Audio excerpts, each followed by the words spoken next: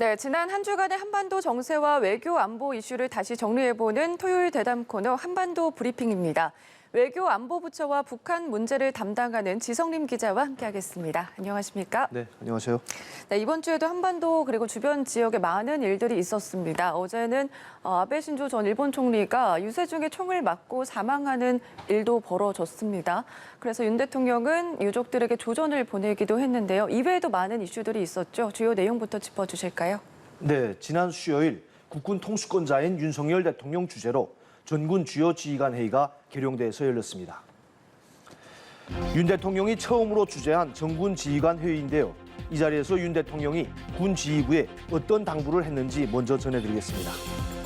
전군 주요 지휘관의 하루 전인 화요일에는 김승겸 신임 합동참모의장이 취임했습니다.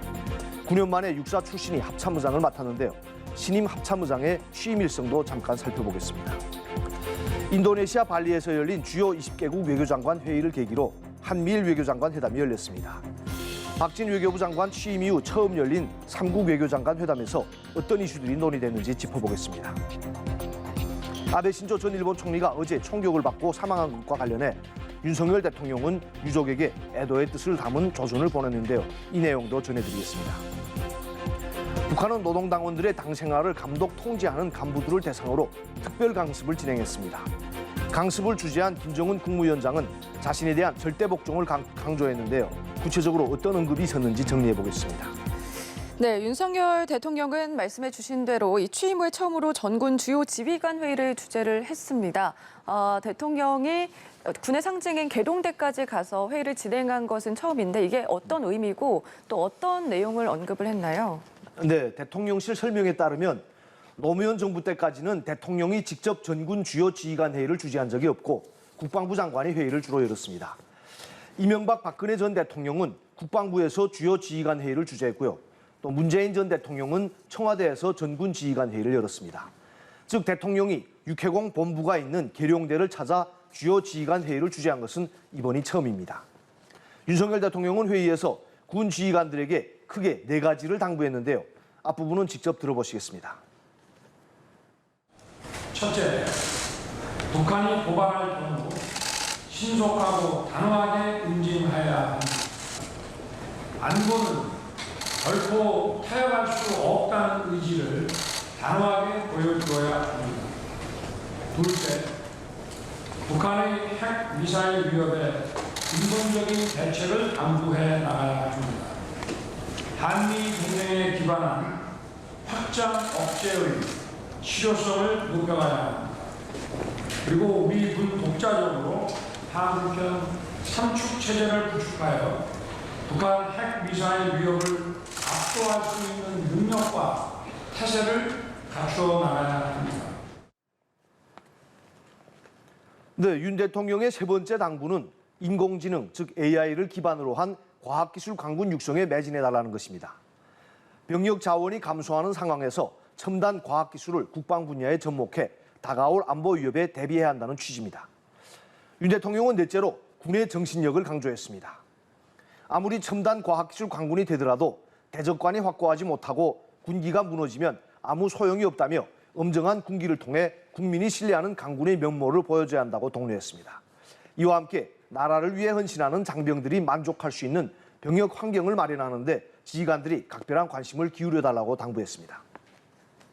한편 윤 대통령은 군 통수권자로서 국방태세 확립과 국방혁신을 위해 적극적으로 지원하겠다며 국방예산 확충, 법령과 제도의 정비를 약속했습니다. 특히 작전 지휘관의 현장 지휘권을 충분히 보장하겠다며 정부는 군 지휘체계에 대해 불필요한 간섭을 하지 않겠다고 밝혔습니다.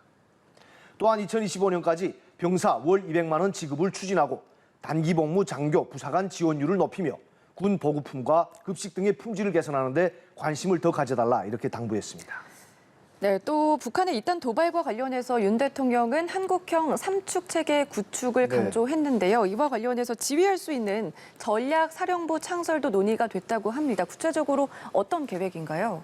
네, 한국형 삼축 체계는 북한의 핵무기와 미사일을 탐지해 요격하고 또 도발 원점과 적 지휘부 등을 보복 타격하는 우리 군의 대북 작전 계획을 말합니다. 구체적으로 선제 타격 능력인 킬체인과 한국형 미사일 방어 체계, 대량 응징 보복 체계를 통틀어서 삼축체계라고 부릅니다. 이번 전군 주요 지휘관 회의에서는 이 삼축체계 구축 방안이 핵심 의제로 논의됐습니다. 이와 관련해 국방부는 전략사령부를 단계적으로 창설해 한국형 삼축체계의 효과적인 지휘 통제와 체계적인 전력 발전을 주도하도록 할 계획이라고 대통령에게 보고했습니다. 전략사령부 창설은 윤석열 정부의 국정과제에도 포함된 내용으로 군은 내년에 전략사령부 창설 방안을 수립하고 2024년에 공식 창설한다는 계획입니다. 전략사령부가 창설되면 삼축체계의 핵심 전력인 정찰위성과 또 각종 요격 미사일들, 또 보복 타격용 공대지, 지대지 미사일, 그리고 F-35의 스텔스 전투기, 3,000톤급 잠수함 등을 지휘할 전망입니다. 또한 사이버전 수행 전력과 우주 전력도 전략사령부의 지휘 범위에 포함하는 방안도 논의되는 것으로 전해졌습니다. 네, 이 전군 주요 지휘관 회의는 이 김승겸 신임 합참의장의 취임식 바로 다음 날 열렸잖아요. 네. 이번 합참의장도 청문회 없이 임명이 됐는데 취임식에서는 어떤 각오를 밝혔습니까? 네, 김승겸 제43대 합참의장 취임식은 지난 화요일 오후에 열렸습니다. 취임식에 앞서 윤석열 대통령은 용산 대통령실 청사에서 김승겸 합참의장으로부터 보직 신고를 받고 삼정금 수치를 수여했습니다. 윤 대통령은 김 의장에게 한반도 안보 상황의 엄중함을 인식하고 확고한 대비 태세를 유지하면서 군의 혁신을 위해 노력해달라 이렇게 당부했습니다. 특히 확고한 한미연합 방위 태세를 구축하고 북한이 도발하면 즉각적으로 단호하게 대응하라고 지시했습니다. 김 의장은 취임사에서 군인은 침과 대적의 자세로 항상 전투를 준비해야 한다며 적이 도발하면 가차없이 응징해 처절한 대가를 치르게 하고 또 적이 도발로 얻을 것이 없다는 점을 각인시킬 것이라고 다짐했습니다. 침과 대적은 창을 베고 적을 기다린다는 뜻의 사자성어로 군인은 언제나 전투태세를 유지해야 함을 강조하는 표현입니다. 김 의장은 육군, 해군, 공군, 해병대의 전투 의지와 능력을 합동성 발휘를 통해 전투력을 결집해 전장에서 적을 압도하고 승리하도록 하겠다 이런 각오를 다졌습니다. 육군사관학교 출신인 김승겸 합참의장에게는 특이한 이력이 있는데요. 중대장 시절이었던 1992년 군사분계선을 넘어 침투한 북한군 전투원 3명을 사살한 은하계곡 대침투 작전에서 공을 세워 을지무공 훈장을 받았습니다. 네, 이번에는 인도네시아에서 어제 열린 한미일 외교장관 회담을 한번 살펴볼 텐데요. 한미일 외교 수장들이 한자리에 모인 건 처음이었잖아요. 지난달 말에 스페인에서 열린 한미일 정상회담 이후에 후속 조처로 풀이가 되는데 이번에도 북한의 핵과 관련된 문제가 중요하게 대두가 됐나요? 네, 박진 외교부 장관 취임 이후 처음 열린 한미일 외교장관 회담이었습니다. 예. 이번 한미일 외교장관 회담은 인도네시아 발리에서 열린 G20, 주요 20개국 외교장관 회의를 계기로 열렸는데요.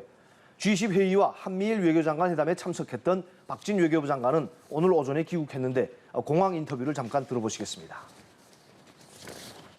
블링컨 국무장관과 또 하야시 일본 외상과의 첫 한미일 3국 외교장관 회의에서는 북한의 지속되는 도발에 한 목소리로 단호하게 대응하기로 하였습니다. 비핵화, 대화, 재개 방안에 대해서도 3국이 긴밀히 공조해 나가기로 했습니다. 네, 들으신 것처럼 회담에서 3국 외교장관은 북한의 핵미사일 위협은 한미일이 우선순위를 두고 다뤄나가야 할 시급한 과제라는 데 대해 의견을 같이 했습니다. 또한 북한의 도발에 대해 국제사회에 단합되고 강력한 대응이 이뤄지도록 하자고 약속했는데 북한의 7차 핵실험 등 추가 도발을 감행할 경우 유엔 안보리나 독자적 차원에서 추진할 제재 방안 등을 구체적으로 논의했을 것으로 보입니다. 한편 미 국무부는 이번 회담에서 중국 대응 문제가 의제로 올랐다고 밝혔습니다. 국무부는 한미일 외교장관 회담 이후에 발표한 보도자료에서 3국 장관은 중국이 제기하는 도전 과제에 관한 관점을 공유했다 이렇게 설명을 했습니다. 미국은 그동안 한국과 중국과의 관계를 고려해 중국 문제를 논의했더라도 주로 자유롭고 개방된 인도태평양 또는 규칙에 기반한 국제질서 등의 우회적인 표현을 사용해왔습니다. 하지만 이번에는 한미일 3국이 중국 관련 문제를 논의했다고 명시적으로 밝힌 겁니다. 미국 측과 달리 박진 장관은 중국 문제가 논의되는지 여부에 대해 함구했습니다. 또 외교부가 낸 회담 보도 자료에도 중국과 관련한 언급은 없었는데요. 중국과의 관계를 의식해 직접적인 거론을 안 한 것으로 보입니다. 예, 그리고 어제 이 아베 신조 전 일본 총리가 총을 맞아서 사망을 하면서 충격에 휩싸였습니다. 윤석열 대통령도 유족들에게 조전을 보냈는데 우선 우리 정부가 조문사전을 보낼지도 관심이거든요. 윤 대통령의 조전 내용도 언급해 주실까요? 네, 윤석열 대통령은 아베 전 총리 사망 당일인 어제 저녁 유족인 아키에 여사에게 조전을 보냈다고 대통령실이 전했습니다. 윤 대통령은 조전에서 아베 총리를 사망케 한 총격 사건은 용납할 수 없는 범죄 행위라며 일본에서 존경받는 정치가를 잃은 유가족과 일본 국민에게 애도와 위로의 뜻을 전한다고 했습니다. 외교부도 대변인 성명을 통해 유가족과 일본 국민에게 깊은 애도와 위로의 뜻을 표한다고 밝혔습니다. 박진 외교부 장관은 어제 발리에서 G20 외교장관 회의장에서 하야시 요시마사 일본 외무상에게 아베 전 총리에 대한 애도의 뜻을 직접 전달했습니다. 정부 차원에서 일본에 조문 사절을 보낼지도 관심인데요. 외교부 고위 당국자는 일본 측에서 장례 준비를 하고 있기 때문에 우리 측에서 조문단을 파견할지에 대해 정부 내에서 검토하겠다 이렇게 밝혔습니다. 네, 마지막으로 북한 소식 좀 살펴보겠습니다. 이번 주 북한에서는 좀 특별한 회의가 열렸다고 하는데 좀 생소한 표현이었거든요. 김정은 국무위원장이 절대 복종 이런 단어를 언급을 했는데 이건 어떤 의미인가요? 네, 북한 노동당 중앙위원회, 즉 중앙당과 또 각 도시군 당위원회 그리고 각급 기관의 당 조직에는 조직부, 선전부, 근로단체부 등 여러 부서가 있는데요. 가장 권한이 큰 핵심 부서가 바로 조직부입니다. 중앙당과 도당 등에는 조직부 내에 당생활 지도과라는 부서가 있고 또 시군당 이하 당위원회에는 당생활 담당 지도원이 있습니다. 당생활 지도란 한마디로 간부로부터 일반 당원에 이르기까지 해당 당 조직에 속한 그 구성원들의 조직 생활을 감시하고 통제하고 또 비리나 문제가 있으면 윗선에 보고하는 체계를 말합니다. 따라서 말단 간부는 물론이고 고위 간부도 당생활 지도과를 두려워할 수밖에 없습니다. 바로 이런 사람들, 즉 다른 당원들을 감시하고 통제하는 간부들을 이번에 평양에 불러 모아 특별강습회를 개최한 겁니다. 특별강습은 김정은 위원장이 직접 주재한 가운데 지난주 토요일부터 이번 주 수요일까지 평양 사이오 문화회관에서 열렸습니다. 김정은은 당생활 지도부문, 즉 당생활 지도과에 대해 모든 당 조직을 당중앙과 하나의 생명체로 굳건히 이어주는 혈관과 신경선의 역할을 한다고 지켜세웠습니다. 그러니까 인간의 몸에 말단 세포까지 연결된 혈관과 신경이 있듯이 당생활 지도라는 시스템을 통해 노동당의 일당 독재, 특히 김정은의 1인 지배 체제를 유지한다는 얘기입니다. 실제로 김정은은 당생활 지도 담당 간부들에게 특별한 주문을 했는데 한번 들어보시죠. 일꾼들과 당원들에 대한 당생활 조직과 지도를 강화하여 당 중앙의 영도를 확고히 보장하는 것은 현 시기 당생활 지도 부문 앞에 나서는 기본 임무라고 강조하시었습니다. 모든 당 조직들이 당 중앙의 유일적 영도에 절대 복종하도록 기강을 세우는 것을 당생활 지도의 근본 철칙으로 삼아야 한다고 특별히 강조하시었습니다. 네, 북한에서는 노동당 총비서, 즉 김정은을 당중앙이라고 부릅니다. 김정은의 이 같은 지시는 자신의 통치에 절대 복종하도록 노동당 내 기강을 철저히 세우라 이런 의미입니다. 실제로 이번 강습회에서는 유일적 영도책의 확립이 거듭 강조됐습니다.